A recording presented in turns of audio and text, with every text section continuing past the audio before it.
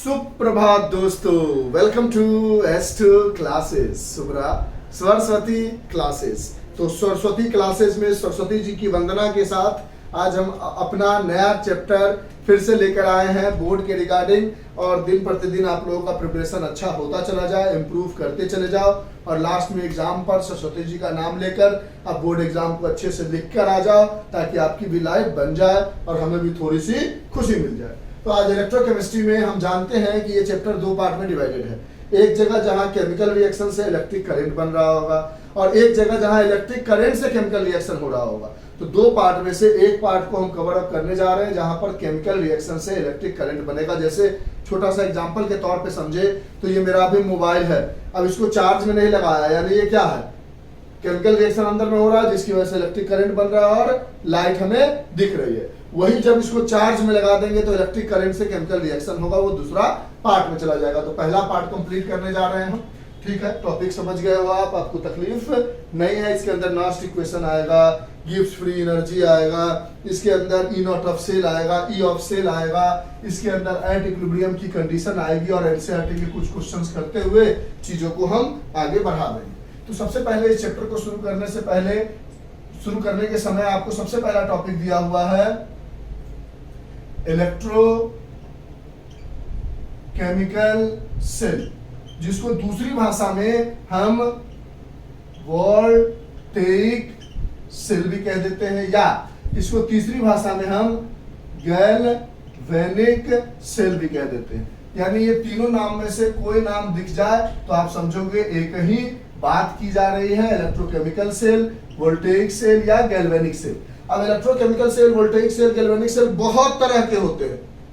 Silver, copper, silver, निकल, बहुत तरह के इलेक्ट्रोकेमिकल सेल होते हैं। लेकिन हमें सीबीएसई में इसके अंदर में आने वाला सिर्फ एक ही सेल पढ़ना है और उस सेल का नाम है डैनियल सेल। और ये जो डैनियल सेल है ये जिंक और कॉपर रॉड से मिलकर बना है, यानी जिंक और कॉपर से बनने वाली सेल के बारे में ही हमें पढ़ना है। यानी इलेक्ट्रोकेमिकल सेल हो गया इंसान, और इंसान में अगर आपने हमारी बात की प्रभात, तो हम हो गए डैनियल सेल। यानी इलेक्ट्रोकेमिकल सेल में बहुत सारे टाइप्स है, उसका वन ऑफ द टाइप है डैनियल सेल, जो हमें सिर्फ डैनियल सेल के बारे में जानना है। तो हम जल्दी जल्दी जानेंगे, चीजों को समझेंगे, पकड़ेंगे। और अभी टाइम हो रहा है 9:26, कोशिश करेंगे कि 1 घंटे में ये बातें कंप्लीट हो जाए विद क्वेश्चन आंसर। तो सबसे पहले आप देखोगे कि आप एक कंटेनर लेते हो, जैसा एनसीईआरटी में समझाया गया है उसी तरीके से हम आपको समझाने की कोशिश करते हैं। डैनियल सेल या इलेक्ट्रोकेमिकल सेल, एक बार पकड़ में आ गई बातें तो फिर प्रॉब्लम नहीं होने वाली है। ठीक है, अच्छा ऐसी क्या बात है जो पकड़नी है सर, देखते चलो। मान लो एक कंटेनर हमने बना लिया और इस कंटेनर को सेपरेट कर दिया 20 से। अब यहां पर एक ले लिया हमने जिंक का रॉड और यहां पर ले लिया हमने कॉपर का रॉड। ठीक, अब जहां पर जिंक का रॉड लिया वहां पर हमने जिंक का सॉल्यूशन लिया।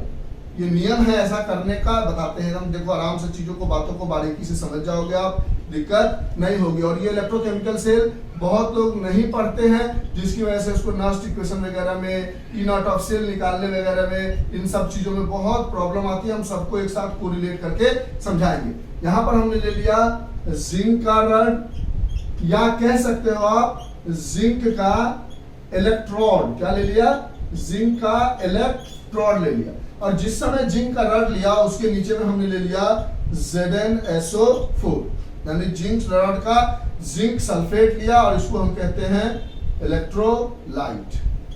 उसी तरह क्योंकि जिंक और कॉपर का सेल है तो जिंक और कॉपर का रॉड होगा, तो यहाँ पर हमने कॉपर का रॉड ले लिया।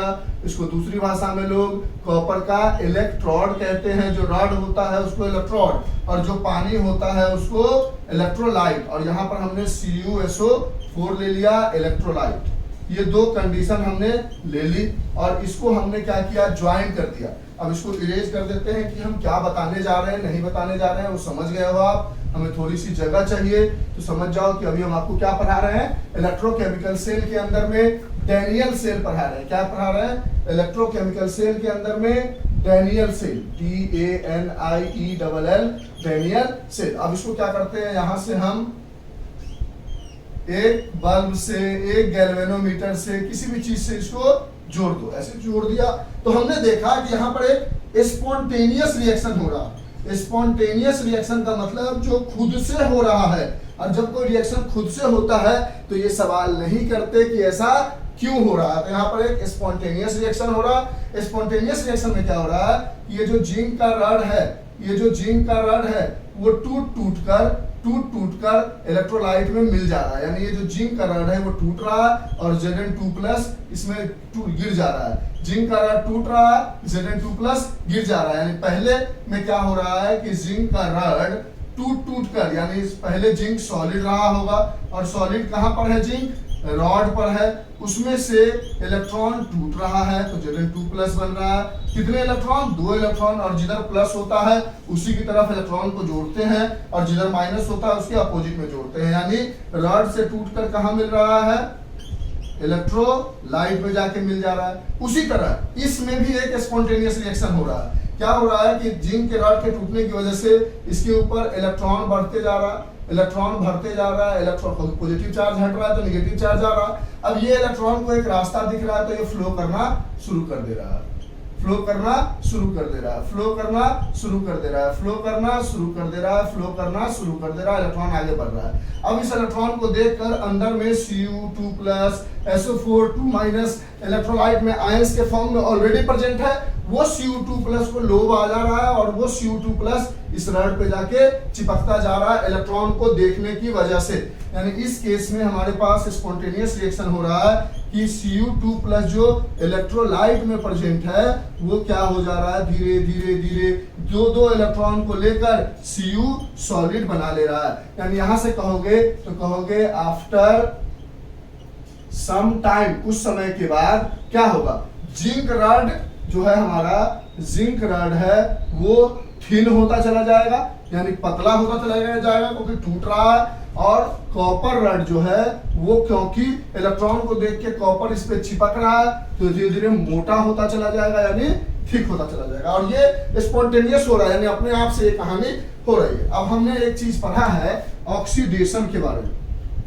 ऑक्सीडेशन के बारे में क्या पढ़ा है कि ऑक्सीडेशन को 3 तरह से डिफाइन करते हैं। एक होता है गेन ऑफ ऑक्सीजन, दूसरा हमने पढ़ा है ऑक्सीडेशन के बारे में लूज ऑफ हाइड्रोजन, और आज एक तीसरी प्रॉपर्टी जानेंगे ऑक्सीडेशन के बारे में कि वो होता है लूज ऑफ इलेक्ट्रॉन। यानी इलेक्ट्रॉन को अगर लूज कर गया तब भी ऑक्सीडेशन होगा। और रिडक्शन के बारे में हमने पढ़ा होगा कि रिडक्शन क्या होता है, वो होता है gain of hydrogen.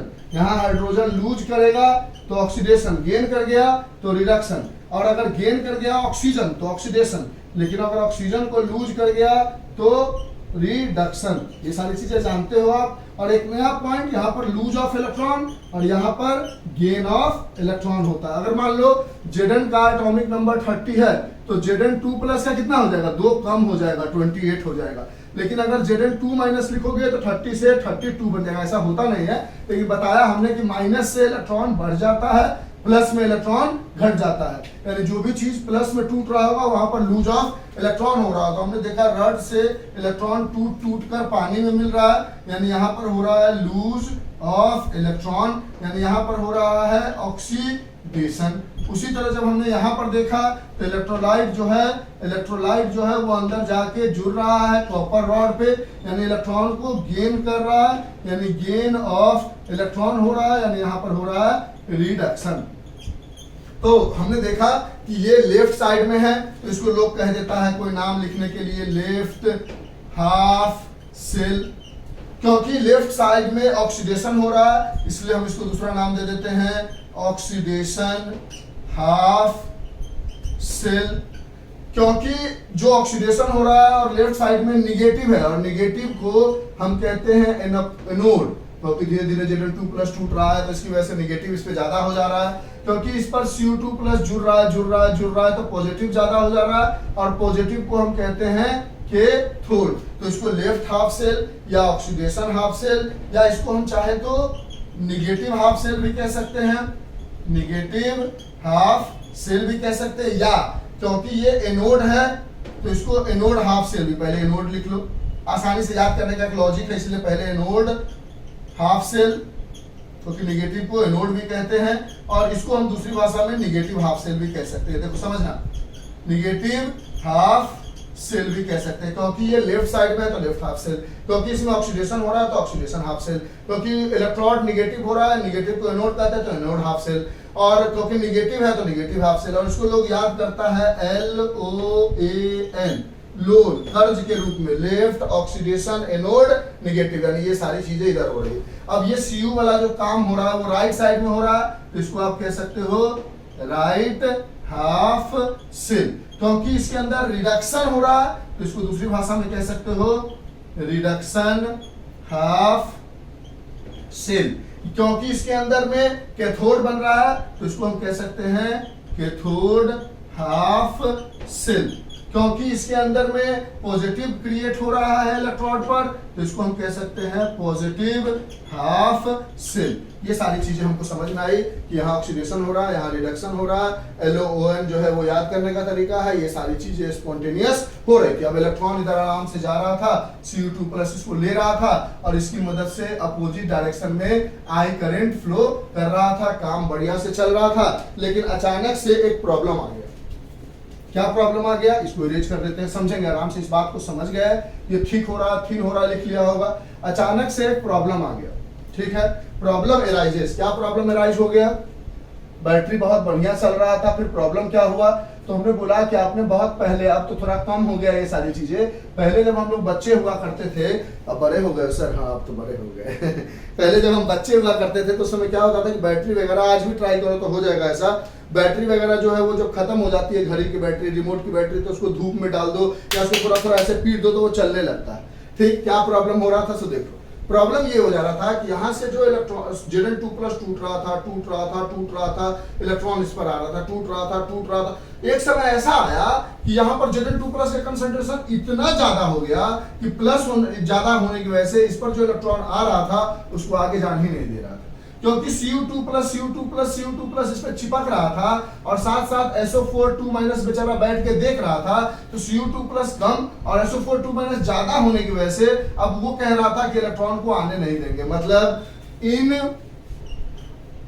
Left half cell concentration of Zn2+ that is cation increases as much as it block या it does not allow the electron to flow। इतना ज्यादा हो जा रहा था कि इलेक्ट्रॉन को आगे नहीं जाने देना, ना हमको खुद प्लस ज्यादा, हम खुद अपना काम करेंगे, दूसरे को क्यों देंगे। बहुत ज्यादा प्लस हो जा रहा था, टूटते टूटते शुरुआत में थोड़ा देर ठीक चला, लेकिन ज्यादा होने की वजह से फिर प्रॉब्लम आने लगा।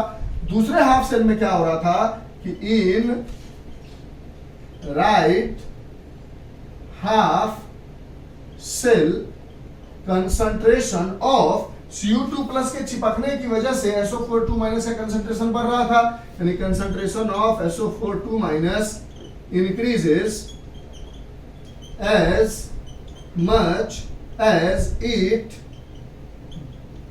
block या फिर prevent the coming electron।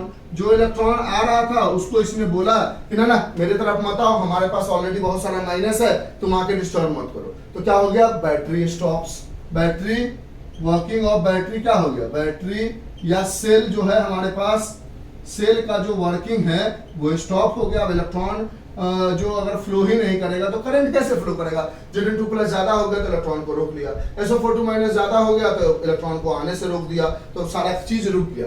तो टू ओवरकम दिस प्रॉब्लम, इस प्रॉब्लम से बचने के लिए, to overcome this problem we use inverted U-tube inverted, उल्टा तरह का U-tube यूज करते हैं। क्या करते हैं समझाते हैं, उल्टा ऐसा U-tube यूज कर लेते हैं। क्या करते हैं, आराम से समझना। हमने बोला कि इलेक्ट्रॉन का मात्रा ज्यादा बढ़ गया। हाँ सर, वो बात ठीक है आपका। इलेक्ट्रॉन की ज्यादा मात्रा बढ़ने से जो कैथोड हाफ सेल था यानी राइट हाफ सेल था, माइनस के ज्यादा बढ़ने से वो माइनस को आने नहीं दे रहा था। यहाँ पर प्लस Zn2 प्लस के ज्यादा बढ़ने से वो इलेक्ट्रॉन को जाने नहीं दे रहा था। तो हम इन्वर्टेड U2 यूज कर रहे थे, ऐसा कुछ, ठीक। और इसका नाम दे रहे थे हम salt bridge, called salt bridge. अब सॉल्ट ब्रिज मतलब ऐसा ऐसा ऐसा ऐसा ऐसा, सॉल्ट ब्रिज यूज कर रहे थे, इन्वर्टेड U2 को यहां लगा दे रहे थे। अब इस सॉल्ट ब्रिज में हम क्या कर रहे थे, we put inert electrolyte, not electrode, inert electrolyte use कर रहे थे। क्या इसका मतलब, धीरे धीरे समझना है हर बात को, तब जाके समझने में मजा आएगा। तो हमने देखा कि इसके अंदर प्रॉब्लम हो गया, इलेक्ट्रॉन फ्लो नहीं कर रहा है, क्या करे, तो हमने एक सॉल्ट ब्रिज जैसा यूज कर लिया और उसके अंदर एक इनर्ट इलेक्ट्रोलाइट यूज कर लिया जैसे KCl। तो क्या हुआ कि जो इधर प्लस जा रहा था तो Cl माइनस जो है इधर की तरफ गिरने लगा, K प्लस जो है वो इधर की तरफ गिरने लगा। अब क्या हुआ कि Zn को माइनस चाहिए था, बहुत ज्यादा Zn है, तो वो Cl से मिलके अपने आप को खुश कर दिया। अब यहाँ पर K के बाद इसके पास SO4 2 माइनस ज्यादा है, उसको प्लस चाहिए, तो वो Cu को तंग नहीं किया, K प्लस इससे मिलके न्यूट्रलाइज कर दिया और फ्लो ऑफ इलेक्ट्रॉन स्टार्ट हो गया, ठीक है। तो यानी प्रॉब्लम अराइज हुआ, हमने सॉल्ट ब्रिज यूज किया, सॉल्ट ब्रिज में इनर्ट इलेक्ट्रोलाइट यूज कर लिया, KCl, Cl इधर आया, Zn को सेटिस्फाई कर दिया, K प्लस इधर आया, SO4 2 माइनस को सेटिस्फाई कर दिया, इलेक्ट्रॉन फ्लो करने लगा, हमारा काम बन गया, बैटरी फिर से स्टार्ट हो गया। अब यहाँ पर फंक्शन ऑफ सॉल्ट ब्रिज पूछ सकता है, इसको इरेज करें, ऊपर में प्रॉब्लम अराइजेस, लिखते चलो, समझते चलो, चीजों में दिक्कत नहीं होगी। तो अब फंक्शन क्या क्या काम किया है, सॉल्ट ब्रिज रखने से हमें क्या फायदा हुआ, तो हम पढ़ने जा रहे हैं अब फंक्शन ऑफ सॉल्ट ब्रिज। तो पहला पॉइंट तो लिख सकते हो, it neutralises both the half cell, दोनों तरफ के हाफ सेल को इसने क्या कर दिया, न्यूट्रलाइज कर दिया। यानी यहाँ प्लस ज्यादा था उसको भी न्यूट्रल बना दिया, यहाँ माइनस ज्यादा था उसको भी न्यूट्रल बना दिया। दूसरा सबसे इंपॉर्टेंट पॉइंट क्या, it reduces the junction potential. इसका क्या मतलब, जंक्शन पोटेंशियल को रिड्यूस कर दिया। देखो इधर साइड प्लस ज्यादा हो रहा था, इसका मतलब इस जगह पर प्लस का कंसंट्रेशन बढ़ रहा था, इस जगह माइनस ज्यादा हो रहा था, यानी इस जगह पर माइनस का कंसंट्रेशन ज्यादा हो रहा था। अब इसकी वजह से क्या हो रहा था कि ओरिजिनल करंट इधर फ्लो कर रहा है और प्लस और माइनस इधर और इधर होने की वजह से कुछ करंट इधर फ्लो करने लगा। मान लो इधर ओरिजिनल करंट 4 एम्पियर हो रहा था और इधर कुछ करंट निकल रहा था इस प्लस माइनस की वजह से 0.5, यानी नेट करंट हमको 4 नहीं मिल रहा था, 3.5 ही मिल रहा था। इसके इलेक्ट्रॉन समझो, देखो ना, प्लस इधर Zn प्लस 2 प्लस बढ़ गया तो इस जगह पर प्लस प्लस बढ़ गया, इधर SO4 2 माइनस बढ़ गया तो इस जगह माइनस माइनस बढ़ गया। तो प्रॉब्लम ये हो गया कि एक करंट तो इधर जा रहा था 4 एम्पियर, एक छोटा सा करंट इधर भी जाने लगा 0.5 एम्पियर, जिसकी वजह से ओवरऑल करंट घट गया, तो उसको इसने रिड्यूस कर दिया। अब यहाँ पर सवाल उठता है कि इनर्ट इलेक्ट्रोलाइट का क्या मतलब, इनर्ट इलेक्ट्रोलाइट जैसे KCl का क्या मतलब।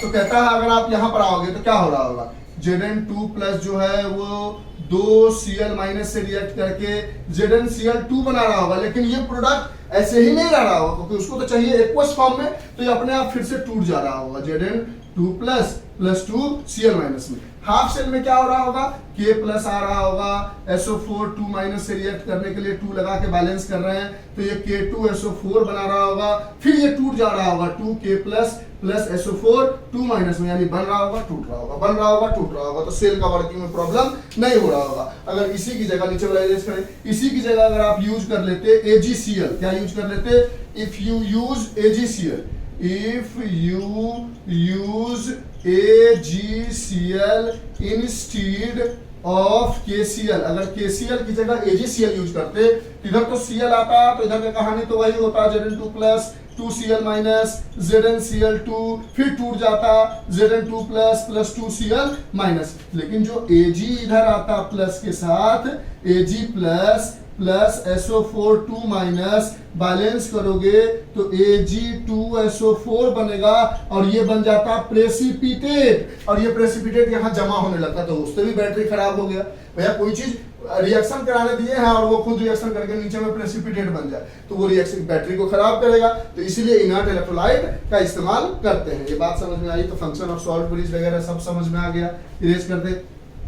अच्छा, उसके बाद हमने बोला कि अगर हमें इसका ई ऑफ सेल निकालना है, समझेंगे, अगर हमें इसका at any temperature and pressure, यानी कोई भी टेम्परेचर और प्रेशर पर अगर ये electrochemical cell Daniell cell work कर रहा है, उस समय अगर हमें इसका ई ऑफ सेल निकालना है कि इस बैटरी का ईएमएफ कितना है, यानी वोल्टेज कितना है, तो आप क्या कहोगे कि इसका जो इलेक्ट्रोड पोटेंशियल है और इसका जो इलेक्ट्रोड पोटेंशियल है उसको लिख देंगे। तो उसको लिखने से पहले इसका हमें रिप्रेजेंटेशन आना चाहिए।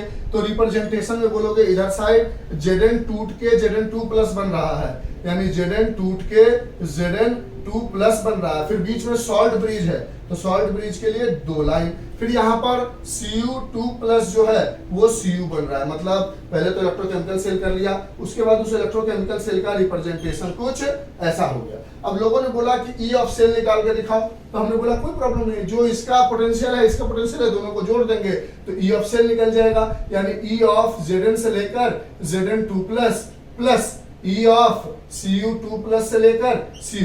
लेकिन फिर हमारे पास एक आदमी आए, एक संस्था आई जिसका नाम है आईपेक। ये केमिस्ट्री के बारे में सारे रूल्स डिसाइड करते हैं। इसका फुल फॉर्म है international union for pure and applied chemistry. इन्होंने बोला कि हमें हमेशा ऑलवेज किसका पोटेंशियल लेना है, always we will have to take reduction potential, oxidation potential लेना नहीं है।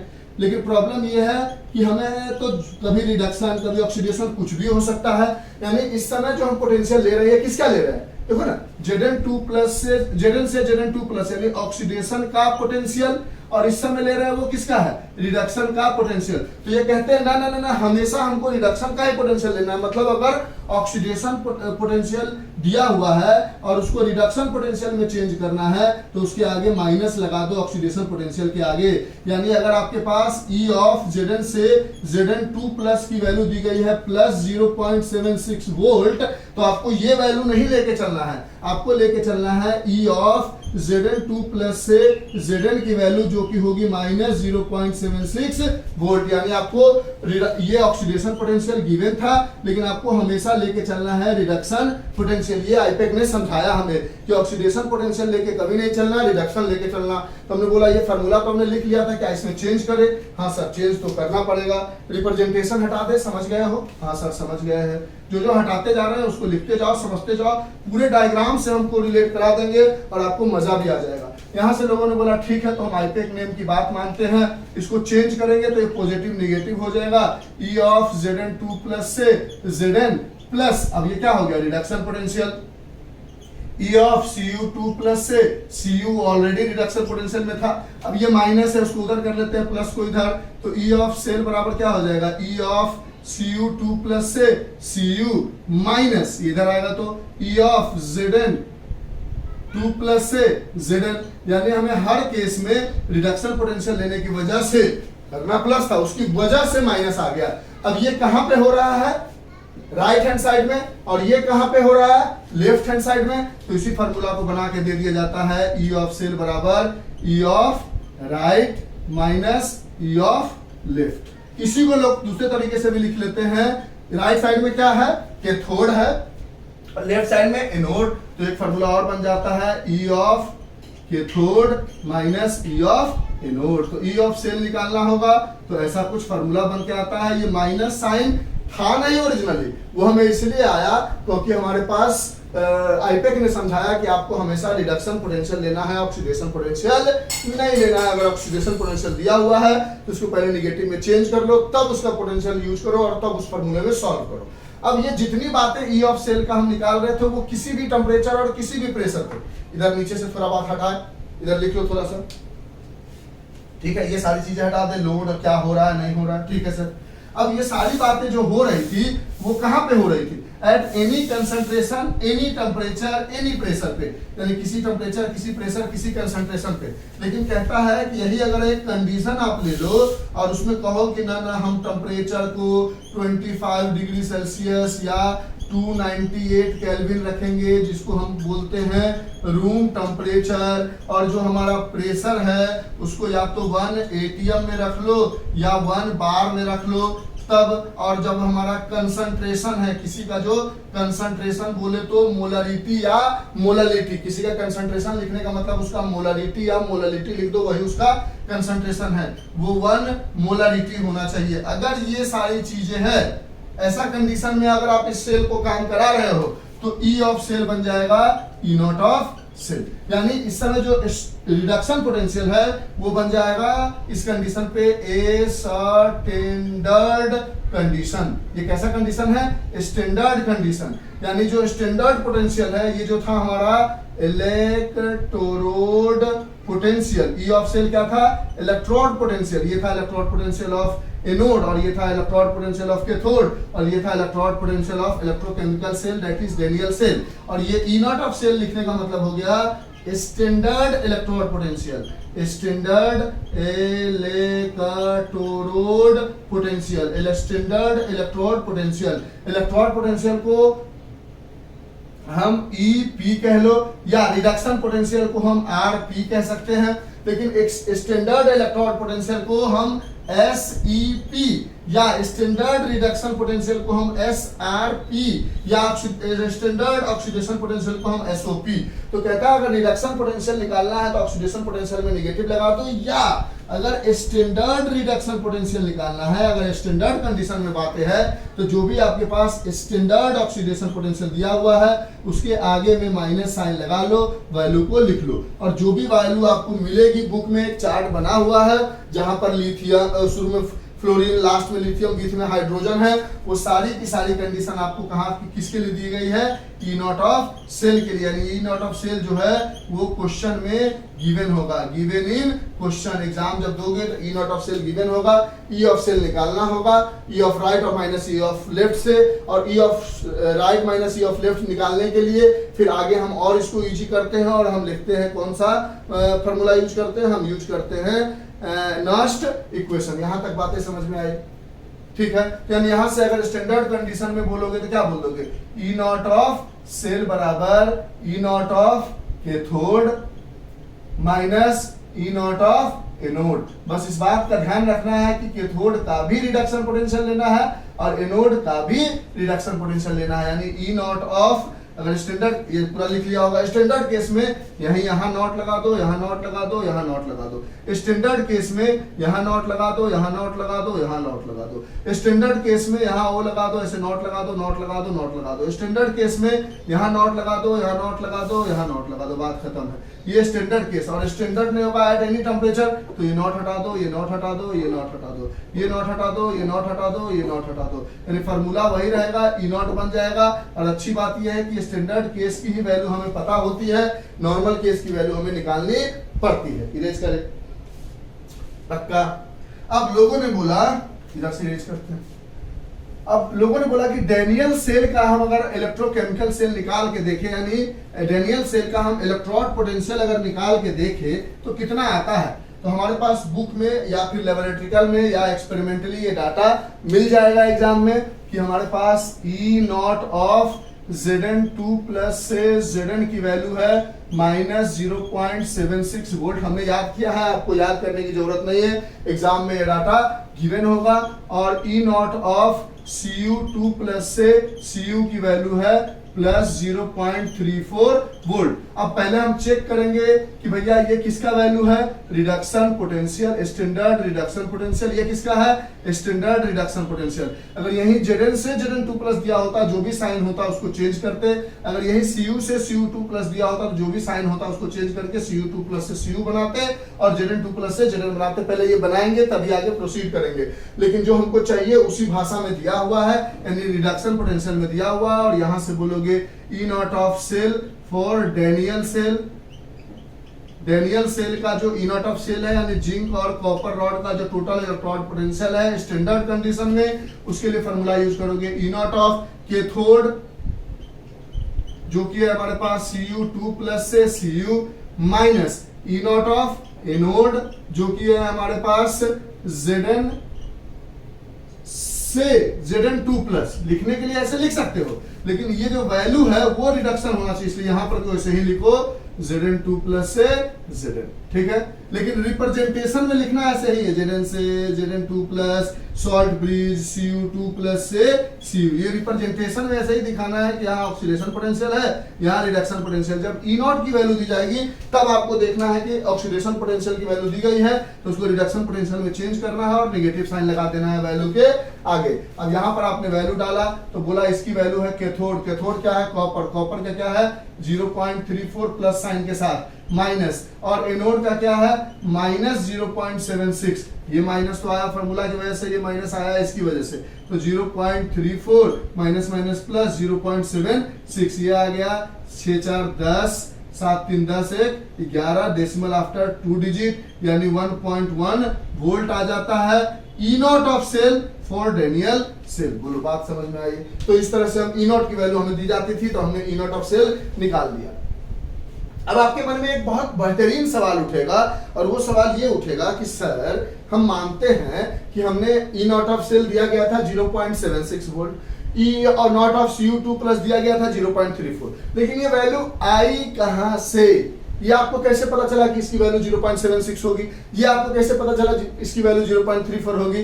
सर बुक में दिया हुआ था। नहीं, बुक वाले को भी कैसे पता चला? साइंटिस्ट को के जो केमिस्ट्री के नॉलेजेबल लोग थे उनको कैसे पता चला? तो जरा बताओ सर। तो इसके लिए उन्होंने यूज किया, लिख लो इन सब बातों को, लिखो आप। कितना टाइम ले लिया हमने? हाँ अभी ज्यादा देर नहीं हुआ, लिखो फास्ट। हाँ तो ये सवाल उठता है हमारे पास, लिख लिया होगा आपने 31 मिनट। ये सवाल उठता है कि ये जो ई नॉट ऑफ Zn2 प्लस की वैल्यू आई या ई नॉट ऑफ Cu2 प्लस से Cu की वैल्यू आई 0.34 या माइनस Zn की माइनस 0.76, ये कहां से आई? तो हमने बोला आप बहुत सुंदर हो, तो क्या आप सुंदरता डायरेक्ट किसी एक आदमी को देख के जज किया जा सकता है? नहीं, सुंदरता एक रिलेटिव क्वांटिटी है। जैसे आपने हमें बोला सर आप बहुत अच्छा पढ़ाते हो, तो किससे अच्छा पढ़ाते हो? आप बहुत सुंदर हो तो किससे ज्यादा सुंदर हो? आप बहुत नटखट हो तो किससे ज्यादा नटखट हो? तो इसीलिए जितने का भी standard hydrogen standard electrode potential निकालते हैं वो हाइड्रोजन से कंपेयर करके निकालते हैं। यानी यानी यानी यानी यानी यानी यानी इसको इरेज करें, यानी जो वैल्यू आ रही है उसके लिए हम ये मान के चलते हैं कि हमारे पास जो ई नॉट ऑफ H प्लस से हाफ H2 है, इसका जो स्टैंडर्ड हाइड्रोजन इलेक्ट्रोड है वो 0 है और इसके कंपेयर में ये 0.3 प्लस 34 और इसके कंपेयर में ये माइनस 0.76 है। यानी किसी के कंपेयर में इसके इलेक्ट्रोड पोटेंशियल इतने हैं और वो किसके कंपेयर में? हाइड्रोजन के कंपेयर में। इसी के लिए हमें पढ़ना पड़ता है SHE, जिसको हम कहते हैं स्टैंडर्ड हाइड्रोजन इलेक्ट्रोड। क्या कहते हैं? Standard hydrogen electrode. और इसमें हम क्या करते हैं कि इधर साइड जिसका भी निकालना है, जैसे मान लो Zn का निकालना है, 2 कंटेनर बना लो ऐसे। अब मान लो आपको Zn का निकालना है तो इधर साइड तो वही काम करो, इलेक्ट्रोलाइट ले लो ZnSO4 का वगैरह वगैरह सब कर दो। ये जिंक का रॉड ले लो, आप सब चीज नहीं लिखते हैं, ये जिंक का रॉड है, ये जिंक का इलेक्ट्रोड है, ये ZnSO4 ले लो, यहाँ पर ये जिंक सल्फेट का इलेक्ट्रोलाइट है। यहाँ पर लेना होगा आपको बस हाइड्रोजन इलेक्ट्रोड। कुछ ऐसा बनाना पड़ेगा, ऐसा बनाना पड़ेगा, ऐसे ऐसे ऐसे बनाना पड़ेगा और यहाँ से पास कराते हो आप H2 गैस, और ये H2 गैस बबल्स बनाते हैं। क्या बनाते हैं? बबल्स बनाते हैं। और ये जो लिए हमने लिया है platinum foil, it absorb as well as adsorb. Absorb का मतलब होता है जो चिपका लेना, जैसे इस टी शर्ट को निकालकर, ये ब्लेजर को निकालकर पानी में डालोगे तो पानी को सोख लेगा, एब्जॉर्ब। और अगर एक बैलून जैसे फुलाते हो ऐसे और हाथ पे रख लेते हैं, कोई चीज आपकी सतह पे चिपक गई वो है एडजॉर्ब, और वो अंदर घुस गई तो वो है एब्जॉर्ब। तो प्लेटिनम फॉइल जो है हाइड्रोजन गैस को एब्जॉर्ब भी करता है और एडजॉर्ब भी करता है। और इस समय आप निकालोगे ई नॉट ऑफ सेल तो क्या बोलोगे कि इसका लिखना है हमें, पहले इसका लिखना है। यहाँ पर क्या हो रहा होगा कि हाइड्रोजन जो है, समझेंगे, यहाँ पर कैथोड है, कैथोड पे होता है रिडक्शन, यानी यहाँ जो हाइड्रोजन H+ है वो एक इलेक्ट्रॉन लेके हाफ H2 बना रहा होगा। इसको ऐसे बैलेंस करने का तरीका है। फिर लिखोगे E0 ऑफ H+ से half H2 minus E0 of Zn2+ से Zn, और यहाँ पर लिख दोगे E0 ऑफ सेल बराबर इसके हाइड्रोजन का इलेक्ट्रॉन पोटेंशियल हमने 0 कंसीडर किया है, तो 0 माइनस E0 ऑफ Zn2+ से Zn, ये 0 माइनस समथिंग इज माइनस, और ये माइनस इधर आ जाएगा, तो E0 ऑफ Zn2+ से Zn की वैल्यू हो जाएगी negative of E0 of cell. फिर उसके बाद एक इलेक्ट्रॉन पोटेंशियल को मेजर करने के लिए वोल्ट मीटर लेंगे, E0 ऑफ सेल मेजर कर लेंगे, उसके आगे माइनस साइन लगा देंगे, वही इसका Zn2+ का इलेक्ट्रॉन पोटेंशियल होगा। तो आपको कहेगा SHE बनाने के लिए, तो फिर ये डायग्राम बना के ऐसे दिखा दोगे। इरेज करें इन सब बातों को, ठीक है, समझते चले जा रहे हो एकदम चीजें कैसे कैसे हो रही है, ज्यादा दिक्कत नहीं होगा। आप पढ़ भी चुके हो ऑलरेडी, और नहीं भी पढ़े हो, फर्स्ट टाइम भी देख रहे हो, तो आपके लिए बहुत बड़ी प्रॉब्लम नहीं होगी, क्योंकि हमने पूरा डिटेलिंग करके आपको समझाने की कोशिश की है, ठीक है। तो इसी तरह से हम किसी का निकालते हैं। जैसे यहीं पर आपके पास एक क्वेश्चन दे दिया गया है, देखो क्वेश्चन कहता है how would you determine the standard electron potential of the system Mg2+ से Mg। अब इसमें क्वेश्चन में है हमारे पास पेज नंबर 70 का क्वेश्चन नंबर 3.1 इन टेक्स्ट का, how would you determine the standard electrode potential of Mg2+ से Mg का स्टैंडर्ड इलेक्ट्रॉन पोटेंशियल कैसे निकालोगे? तो डिपेंड करेगा, अगर ये 2 नंबर का है, 1 नंबर का है, तो डायरेक्ट लिख दोगे यहां से E0 ऑफ सेल बराबर E0 ऑफ H+ से half H2 minus E0 of Mg2+ से Mg, इसका मान लोगे 0, तो E0 ऑफ सेल बराबर 0 माइनस E0 ऑफ Mg2+ से Mg, माइनस को इधर ले आओगे तो E0 ऑफ Mg2+ से Mg हो जाएगा negative of E0 of cell. लेकिन यही अगर 2 की जगह 3 नंबर का हो तो ये डायग्राम बना दोगे, और जहां पर आपने Zn लिया है वहां पर आप Mg रॉड ले लोगे, जहां पर ZnSO4 लिया है वहां पर MgSO4 ले लोगे, और यहां पर Zn की जगह Mg2+ से Mg डाल दोगे, यहां पर Zn की जगह Mg2+ से Mg डाल दोगे, आपकी कहानी बन जाएगी। यही चीज आपको करना था, यहां पर भी Zn की जगह Mg2+ से Mg डाल दोगे, तो स्टैंडर्ड हाइड्रोजन इलेक्ट्रोड भी समझ में आ गया। अब यहां से देखो एक चीज और आपको सीखना है जो इंपॉर्टेंट क्वेश्चन एग्जाम में पूछ लिया जाता है, इसको अरेंज करें। हाँ सर, तो इस तरह से आपको किसी का एक का अगर आपको इलेक्ट्रॉन पोटेंशियल निकालना होगा तो उसमें ज्यादातर, वैसे चाहो तो जरूरी नहीं है हाइड्रोजन को कैथोड पर ही लेना, लेकिन जो हम ले लिए उसी को लेके चलो, ज्यादा फायदा है, कैथोड पर लेके चलो, आपकी वैल्यू मिलती चली जाएगी। जो हमने बनाया उसी तरीके से सबको समझ लो।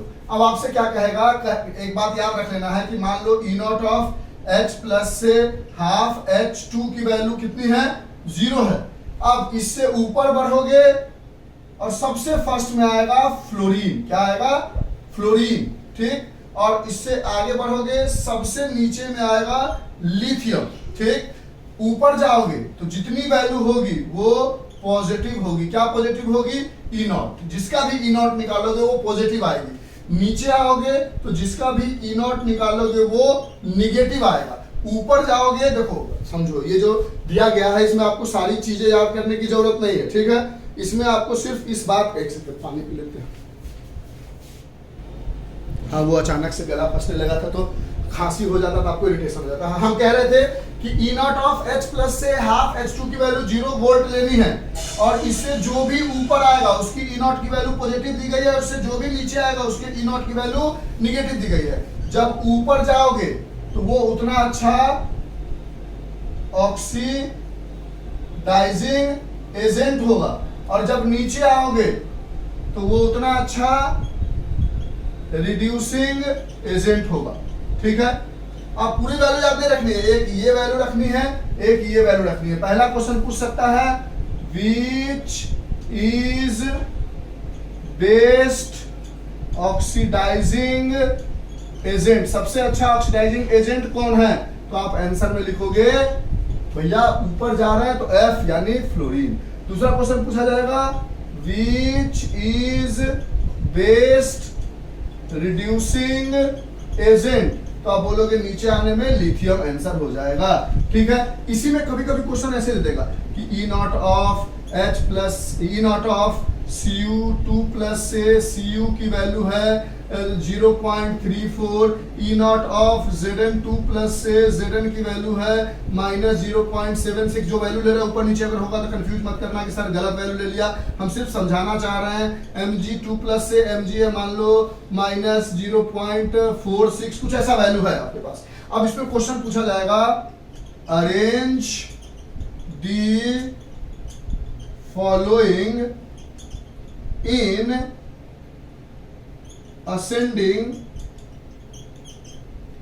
oxidizing agent, arrange the following in greater oxidizing agent। बताओ इसमें से सबसे अच्छा ऑक्सीडाइजिंग एजेंट क्या है या रिड्यूसिंग एजेंट क्या है? तो देखो आप गौर करना कि नीचे आते हैं तो रिड्यूसिंग एजेंट बढ़ता है। एक सेकेंड फोन कॉल कर रहा है इस बीच में। ठीक है, नीचे आते हैं तो रिड्यूसिंग एजेंट बढ़ता है और ऊपर जाते हैं तो ऑक्सीडाइजिंग एजेंट बढ़ता है। ऊपर की वैल्यू होती है पॉजिटिव और नीचे की वैल्यू होती है निगेटिव, यानी सबसे अच्छा ऑक्सीडाइजिंग एजेंट जिसकी वैल्यू पॉजिटिव में सबसे बड़ी होगी, इसको A मानो, इसको B मानो, इसको C मानो, तो कहोगे A पॉजिटिव में है और B और C निगेटिव में है, यानी A सबसे अच्छा ऑक्सीडाइजिंग एजेंट, क्योंकि ऊपर जाने में ऑक्सीडाइजिंग एजेंट मिलता है। उसके बाद C निगेटिव में जो सबसे छोटा वैल्यू होगा C, फिर B। अगर यही पूछता है रिड्यूसिंग एजेंट तो आप चेक करते सबसे बड़ी निगेटिव वैल्यू किसकी है, तो इस तीनों में सबसे बड़ी निगेटिव वैल्यू इसकी है, यानी सबसे अच्छा रिड्यूसिंग एजेंट ये हो जाएगा, फिर ये हो जाएगा और सबसे बुरी ये हो जाएगी। यानी बात को समझना, आपसे ऑक्सीडाइजिंग एजेंट पूछ देगा सबसे अच्छा कौन है, तो देखो कि ऑक्सीडाइजिंग एजेंट होने के लिए ऊपर जाना चाहिए और ऊपर में पॉजिटिव होता है, यानी पॉजिटिव में जो सबसे बड़ा होगा वो सबसे अच्छा ऑक्सीडाइजिंग एजेंट होगा, उसके अकॉर्डिंग से डालोगे। अगर रिड्यूसिंग एजेंट पूछ रहे तो बोलोगे नीचे आने पर रिड्यूसिंग एजेंट होता है और नीचे आने पर वैल्यू नेगेटिव होती है, यानी जिसकी नेगेटिव वैल्यू सबसे बड़ी होगी वो उतना अच्छा रिड्यूसिंग एजेंट होगा। रिड्यूसिंग एजेंट का मतलब क्या होता है, समझ गए ये क्वेश्चन का मतलब? अब नेक्स्ट आगे बता रहे हैं विच विच रिड्यूस्ड अदर्स, जो दूसरे को रिड्यूस करे, एजेंट LIC एजेंट, तो वो खुद का LIC थोड़ी करवाता है, किसी और की LIC करवाता है ना, तो which reduces others and oxidised itself, जो दूसरे को रिड्यूस करे और खुद को ऑक्सीडाइज करे। और oxidising agent which oxidises others, जो दूसरे को ऑक्सीडाइज करे और रिड्यूस्ड इटसेल्फ, और खुद को रिड्यूस करे।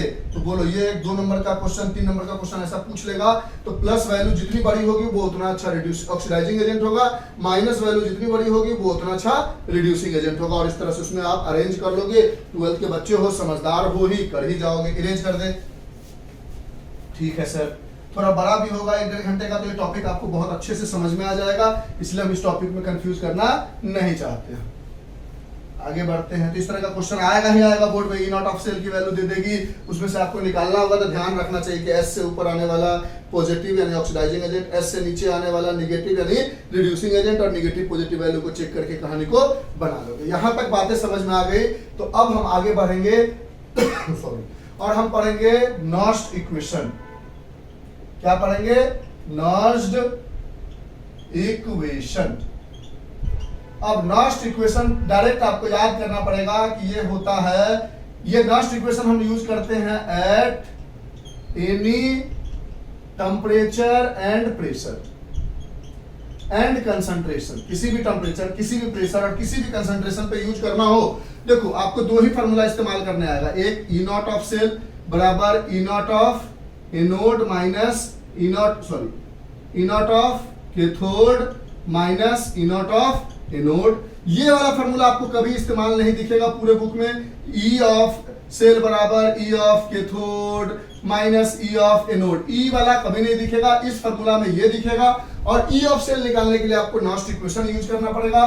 तो ये नॉस्ट इक्वेशन है ई ऑफ सेल बराबर E not of cell minus 2.303 RT by NF log base 10 concentration of product upon concentration of reactant E not. यहां पर आप बोलोगे कि E ऑफ सेल है हमारे पास इलेक्ट्रोड पोटेंशियल, किसी भी टेम्परेचर एंड किसी भी प्रेशर कंसंट्रेशन पे, eight any temperature concentration pressure, किसी भी कंसंट्रेशन किसी भी टेम्परेचर किसी भी प्रेशर पे ई नॉट ऑफ सेल जो है हमारे पास वो क्या है, स्टैंडर्ड इलेक्ट्रोड पोटेंशियल है हमारे पास। ये निकालने का तरीका है हमारे पास ई नॉट ऑफ कैथोड और उसकी वैल्यू दी जाएगी क्वेश्चन में, minus E not of anode, दोनों का रिडक्शन पोटेंशियल लेना है। ठीक है, आर की वैल्यू आपको याद रखनी है 8.314 जूल पर मोल केल्विन। टेम्परेचर 99.9 यानी 12 के बोर्ड में आपको हमेशा 25 डिग्री सेल्सियस या 298 केल्विन दिया जाएगा, टेम्परेचर चेंज नहीं करेगा, वो जेई लेवल पे करता है। एफ की वैल्यू है 96500 कूलम। ये वैल्यू सब डाल, अब एन क्या है, प्रोडक्ट कंसंट्रेशन, रिएक्टेंट क्या है वो भी समझाते हैं। अब हमारे पास अगर मान लो कोई रिएक्शन है 2A plus 3B gives 4C plus 2D, तो concentration of product upon concentration of reactant लिखोगे तो प्रोडक्ट में क्या है C है, और जो उसके आगे लगा हुआ है जिसको स्टोकोमेट्रिक कोएफिशिएंट कहते हैं वो पावर में चला जाएगा। D के कंसंट्रेशन के पावर में 2 अपॉन A के कंसंट्रेशन के पावर में 2, B के कंसंट्रेशन के पावर में 3, तो concentration of product upon reactant ऐसे ही लिखते हैं। अब N की वैल्यू कैसे निकालोगे, तो N की वैल्यू निकालने का तरीका है कि मान लो आपको कह रहा है कि H प्लस जो है वो एक इलेक्ट्रॉन गेन करके H2 बना रहा है, और Zn जो है वो एक इलेक्ट्रॉन 2 इलेक्ट्रॉन लूट करके Zn2 प्लस बना रहा है, Zn2 प्लस प्लस 2 इलेक्ट्रॉन बना रहा है। अब देखो इलेक्ट्रॉन इधर है लेफ्ट हैंड साइड, इधर राइट हैंड साइड। अब आपका एम ये होना चाहिए कि इलेक्ट्रॉन कट जाए, तो इलेक्ट्रॉन को काटने के लिए आपको इस इक्वेशन में 2 मल्टीप्लाई करना पड़ेगा, तो ये 2H plus plus 2 electron arrow 2H2 बन जाएगा। अब इलेक्ट्रॉन कट गया तो जिस पॉइंट पर n की वैल्यू कट जाएगी वही n की वैल्यू होगी, यानी इस समय n की वैल्यू जो है वो 2 होगी, यानी n को कह सकते हो नंबर ऑफ इलेक्ट्रॉन लूज या नंबर ऑफ इलेक्ट्रॉन गेन या नंबर ऑफ इलेक्ट्रॉन ट्रांसफर्ड। कितना इलेक्ट्रॉन लूज हुआ या कितना गेन हुआ या कितना ट्रांसफर किया गया, यानी ओवरऑल ऐसे इक्वेशन में समझो तो इक्वेशन लिखने के बाद जहां पे n की वैल्यू कट जाए वही n की वैल्यू होती है। यहां से रिएक्शन लिख लोगे Zn से 2H plus arrow Zn2 plus plus 2H2। अब यहाँ पर concentration of product upon concentration of reactant लिखना होगा। तो देखो एक बात समझना, कंसंट्रेशन ऑफ प्योर मतलब जैसे Zn है इसके ऊपर कोई प्लस माइनस नहीं है, जैसे H2 है इसके ऊपर कोई प्लस माइनस नहीं है, तो इसका कंसंट्रेशन को 1 लोगे, यानी समझो क्या लिखना चाह रहे हैं हम। Concentration of product upon reactant लिखोगे तो क्या लिखोगे, Zn2 प्लस के पावर में 1, H2 के पावर में 2 अपॉन Zn के पावर में 1 और H प्लस के पावर में 2। ठीक है, नीचे वाला दिख रहा है, हाँ दिख रहा है, H प्लस के पावर में 2।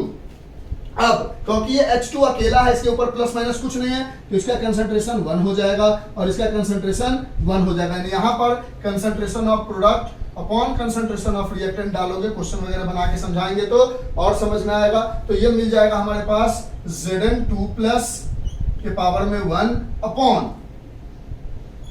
प्योर का हमें 1 लेना है, और नीचे मिल जाएगा H प्लस के पावर में 2, और इसी दोनों का कंसंट्रेशन दिया जाएगा। इसको यहाँ डालोगे, लॉग की वैल्यू को सॉल्व करोगे। यहाँ तक बातें समझ में आई? ठीक है, इरेज करें इसको, तब ऐसा हटाते हैं। तो जब हमने ये सारी वैल्यू डाली, हमने ये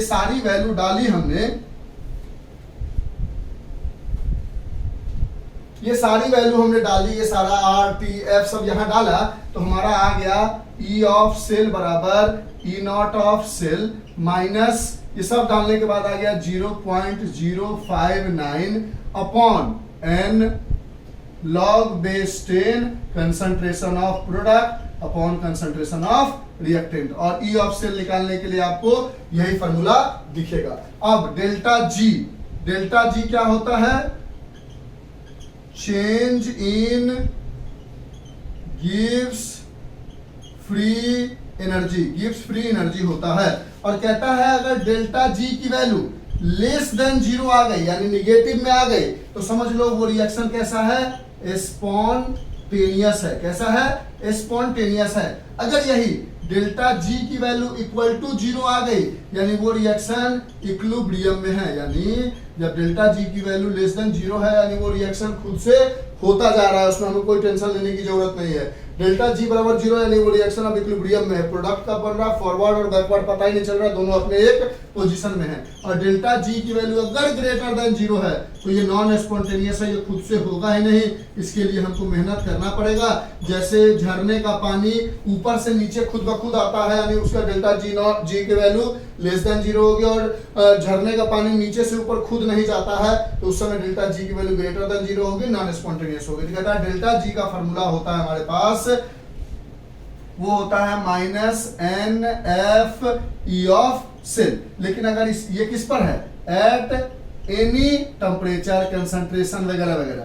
लेकिन यही अगर स्टैंडर्ड केस ले लो, क्या ले लो, स्टैंडर्ड केस ले लो, तो डेल्टा जी की वैल्यू हो जाएगी minus n F E of cell की जगह ई नॉट ऑफ सेल। तो ये सब फॉर्मूला आपको ध्यान में होना चाहिए। एक फॉर्मूला ध्यान में होना चाहिए, ये वाला, एक ये वाला, एक ये वाला और एक ये वाला, ठीक है। इन सबको हटाए। अब चैप्टर के एकदम लास्ट में हो, अगर शुरू की बातें समझ गए हो तो दिक्कत नहीं होगा। लिखते जा रहे हो, टाइम मिल रहा होगा, कभी न कभी तो हम हट ही रहे होंगे, और नहीं तो आप थोड़ा सा करके समझने की कोशिश करना। अब यहां से कहता है एट इक्विलिब्रियम, किस पे बात करने जा रहे हैं हम, इक्विलिब्रियम पे अगर हम बात करें तो कहता है इक्विलिब्रियम में जो डेल्टा जी होता है, नहीं ऐसे मत कहो, इक्विलिब्रियम में जो ई ऑफ सेल होता है वो होता है zero, E not of cell नहीं, ई ऑफ सेल। और जो concentration of product upon concentration of reactant है उसकी जगह हम यूज कर लेते हैं के सी, जिसको कहते हैं इक्विलिब्रियम कांस्टेंट, ठीक है। तो इस फॉर्मूला में अगर डेल्टा ई ऑफ सेल की जगह जीरो डालोगे, is equal to E not of cell minus 2.303 R T by n F log base 10 concentration of product upon reactant की जगह केसी इक्विलिब्रियम कांस्टेंट, उसका भी मतलब वही होता है प्रोडक्ट अपॉन रिएक्टेंट। ये जीरो है, इस पूरे टर्म को इधर लेके आओगे तो पॉजिटिव, तो ई ऑफ सेल की वैल्यू आ गई 2.303 R T by n F log base 10 K सी। अगर इस जगह ई ऑफ सेल जीरो डालोगे तो जीरो बराबर E not of cell minus 0.059 upon n log base 10 concentration of product upon reactant की जगह केसी। ये पूरा टर्म उधर उठा के लाओगे तो इस समय ई ऑफ सेल हो जाएगा 0.059 अपॉन एन लॉग बेस 10 केसी, ठीक है सर। अब कहता है कि अगर इसको भी स्टैंडर्ड केस में लेके चलो, इस जगह ऐसा लेके आओ इक्विलिब्रियम में, तो डेल्टा जी बराबर क्या फॉर्मूला है हमारे पास, minus n F E of cell. अब ई ऑफ सेल जीरो है, इसका मतलब डेल्टा जी भी क्या हो जाएगा, जीरो हो जाएगा। लेकिन अगर डेल्टा जी नॉट की बात करो तो ये क्या है, minus n F E not of cell. तो या तो आप ई नॉट ऑफ सेल की जगह ये वैल्यू यूज कर लो, या ई नॉट ऑफ सेल की जगह ये वैल्यू यूज कर लो। आपके बुक में ये वैल्यू यूज की गई है, दोनों हम यूज करके दिखा देते हैं। तो डेल्टा जी नॉट बराबर minus n F E not of cell की जगह 2. इक्विलिब्रियम में, नॉर्मल केस में ऐसा, इक्विलिब्रियम में ऐसा 2.303 upon into R T by n F log base 10 K C. NF ने एनएफ को मार दिया तो delta G naught at equilibrium बन गया minus 2.303 R T log base 10 K C. और इसी जगह अगर आप डेल्टा जी नॉट की वैल्यू इस फॉर्मूला से निकालते इक्विलिब्रियम में तो क्या आ जाता, डेल्टा जी नॉट बराबर minus n F E not of cell की जगह ये डालते 0.059 upon n log base 10 K सी। एन से एन मर जाता, यानी ओवरऑल आपको फॉर्मूला आ जाता माइनस 0.059 एफ, यही आता ना 0.059, एन से एन मर जाता, एफ बच जाता, तो F log base 10 K C. और ये पूरा केमिकल रिएक्शन से कितना टाइम हुआ, 54 मिनट। ये पूरा हमने आपको ये देखो, ये सारी कहानी हो रही है इक्विलिब्रियम पे। ये जो कहानी हमने बताई है अंदर में, ये इक्विलिब्रियम की कहानी है। उसके अलावा सब नॉर्मल पर है, एनी टेम्परेचर और कंसंट्रेशन पे। ई नॉट जहां पर भी है वहां पर स्टैंडर्ड टेम्परेचर एंड कंसंट्रेशन है। अब ये पूरी कहानी जो हमने आपको समझाई, ये पूरी कहानी किस पे थी? ये पूरी कहानी है हमारे पास इलेक्ट्रोकेमिस्ट्री में नॉस्ट इक्वेशन। ये सारी कहानी जितना भी पढ़ा उसमें केमिकल रिएक्शन से हम क्या कर रहे हैं? इलेक्ट्रिक करंट को बना रहे हैं। अगर यही हम इलेक्ट्रिक करंट से केमिकल रिएक्शन बनाएंगे तो वो सारी चीजें दूसरे पार्ट में कवर अप करेंगे। हम एक पार्ट में इतना ही रहने देते हैं। अब इसके रिगार्डिंग कुछ क्वेश्चन है, उसको भी बना के समझा देते हैं, तो ये सारी चीजें आपको ज्यादा क्लियर हो जाएगी। इसको लिख लो आप फास्ट। तो अब हम इसके कुछ क्वेश्चन आंसर बना के आपको इस कॉन्सेप्ट को क्लियर करने की कोशिश करते हैं। ठीक है, लिख लिया होगा। तो थोड़ा सा देखो, 1-1.5 घंटे में अगर पूरा इलेक्ट्रोकेमिस्ट्री का एक आधा पोर्शन आपको कंप्लीट हो जाता है, तो बचे हुए 1-1.5 घंटे में हम दूसरा पोर्शन कंप्लीट कर देंगे और आप आराम से बोर्ड का एग्जाम देने चले जाओगे। बस थोड़ा बारीकी से पढ़ लेना, समझ लेना। इसलिए हमने डायग्राम बनाकर कोरिलेट करते करते समझाया है। डायग्राम समझ में आएगा, धीरे धीरे सारी चीजें समझ में आएगी और पढ़ने का मजा आ जाएगा। अच्छा, ऐसी बात है सर? हाँ, एग्जैक्टली। अब देखो, हमारे पास क्वेश्चन है।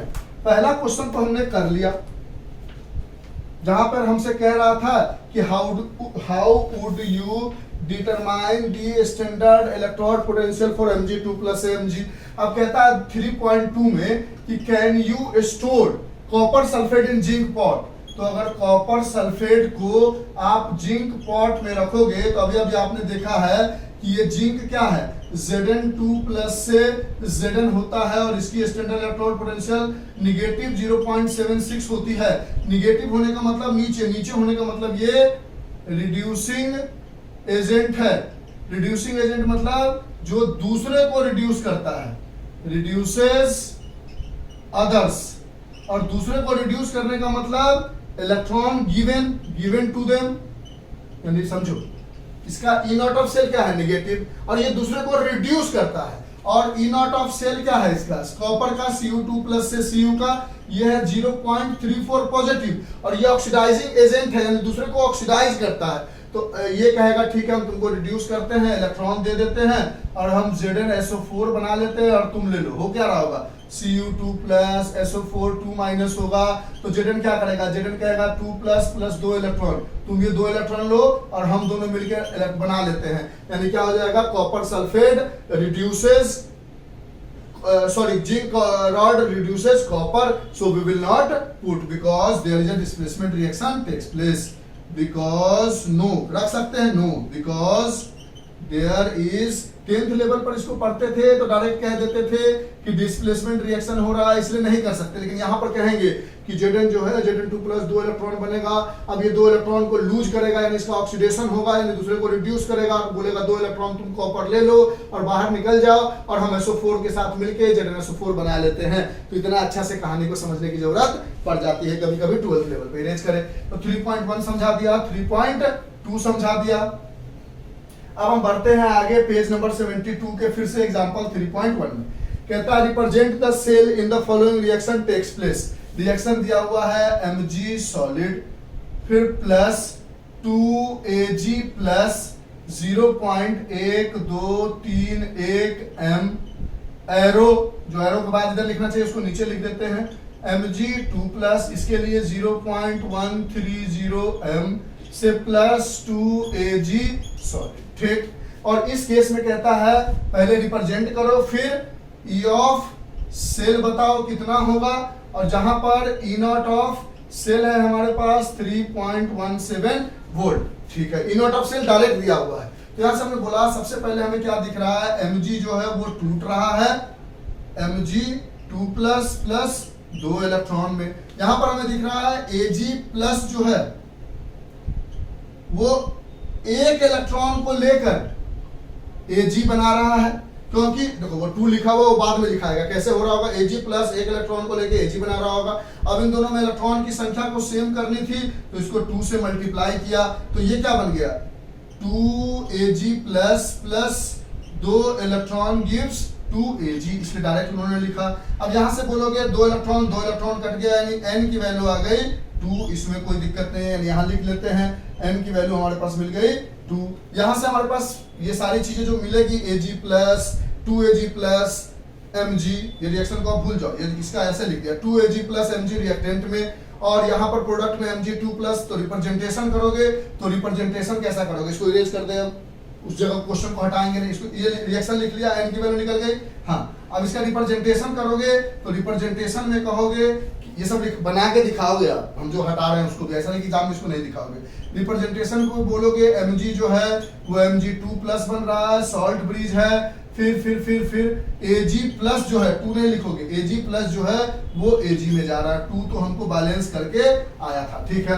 अब यहाँ से E ऑफ सेल लिखोगे तो लिखोगे E not of cell minus 0.059 upon n log base 10 concentration of product upon concentration of reactant. यहाँ से बोलोगे E ऑफ सेल बराबर, इसकी वैल्यू है 3.17 माइनस 0.059 अपॉन n की वैल्यू है 2 लॉग बेस 10। प्रोडक्ट में हमारे पास क्या है, एक सॉलिड है तो इसको लेने की ले लो, सॉरी प्रोडक्ट में हमारे पास क्या है Mg2 प्लस है, प्रोडक्ट इधर है, और फिर है Ag और उसके आगे 2 है तो पावर में 2 चला जाएगा, अपॉन इसमें है Mg और इसमें है Ag प्लस और इसके पावर में 2 है, 2 चला जाएगा। Ag के पावर में 2 का कंसंट्रेशन 1 हो गया खत्म, इसका कंसंट्रेशन 1 हो गया खत्म, तो ये आ गया हमारे पास E ऑफ सेल बराबर, और 0.059 को अगर हम चाहे तो 0.06 ले सकते हैं 59 को, ये किस बार में कट जाएगा 0.03, काटने के लिए यूज करते हैं,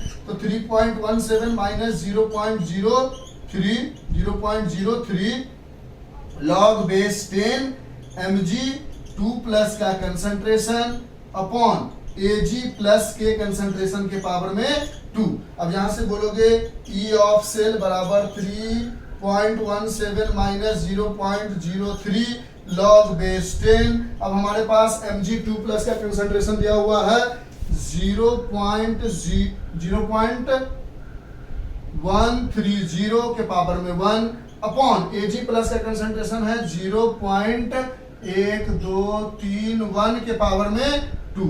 अब इसको आगे सॉल्व करोगे, इस क्वेश्चन को हटा दे या ऊपर से मिटा देते हैं, क्वेश्चन रहने देते हैं, फिर बार बार लगाने हटाने में टाइम जाएगा। ये सब लिखते चलो, ये सब लिख लिया, ऊपर वाला सब लिख लिया, इसको सॉल्व करना बाकी रह गया है, ठीक है। जो भी हम लिखते हैं वो सारी बातें आपको एग्जाम में लिखनी पड़ेगी। अब यहां से आप बोलोगे E ऑफ सेल बराबर 3.17 माइनस 0.03 लॉग बेस 10, इसके लिए 0.130 अपॉन 0.0001 इंटू 0.0001, क्योंकि स्क्वायर हो गया था, ये डेसिमल हटाया तो 1 2 3 4 0, और ये हटाया तो 4, तो डायरेक्ट 10 टू द पावर 8 लिख देते हैं, और ये हटाया तो 10 टू द पावर 3, ये पूरा खत्म, ये पूरा खत्म, ये 5 बच गया, समझ गया ना।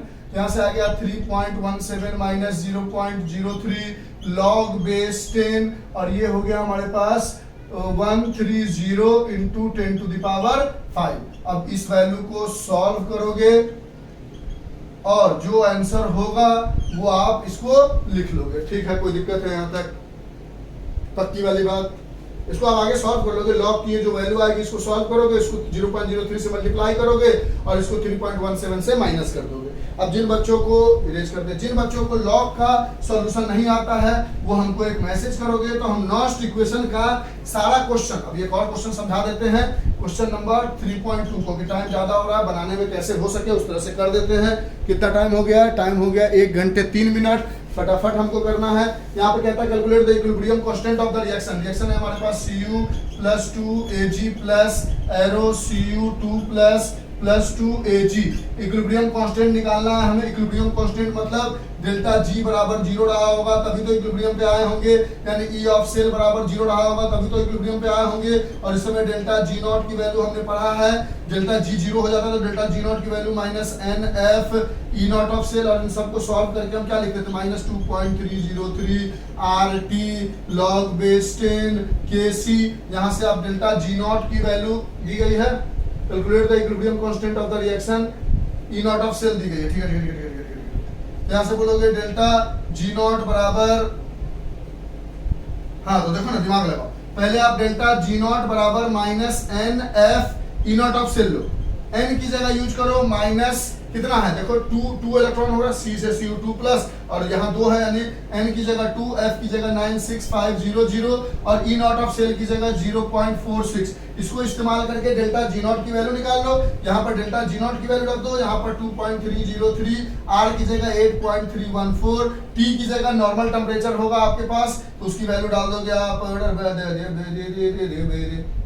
ठीक है, उसकी जगह डाल दोगे 298 केल्विन लॉग बेस 10 और Kc। अब इन सब को इधर लेके डिवाइड करोगे तो इसकी जगह वैल्यू आ चुकी है -2 × 96500 × 0.46, माइनस माइनस कट जाएगा, ये पूरा टर्म आके इधर डिवाइड होगा, कटकुट होगा तो लॉग बेस 10 Kc बराबर कोई वैल्यू आएगी, तो Kc बराबर लिख दोगे anti log of that value. एक हमने चार्ट डायग्राम आपको समझा दिया कि how to solve the question regarding Nernst equation. Theory बहुत अच्छे से समझा दी। अगर अब आपको कोई भी क्वेश्चन नहीं बन पा रहा होगा नस्ट इक्वेशन का, इतना समझने के बाद आप लॉजिकली समझ जाओगे। अगर नहीं बन पा रहा होगा तो आप हमको एक छोटा सा कमेंट करोगे, पक्का करोगे।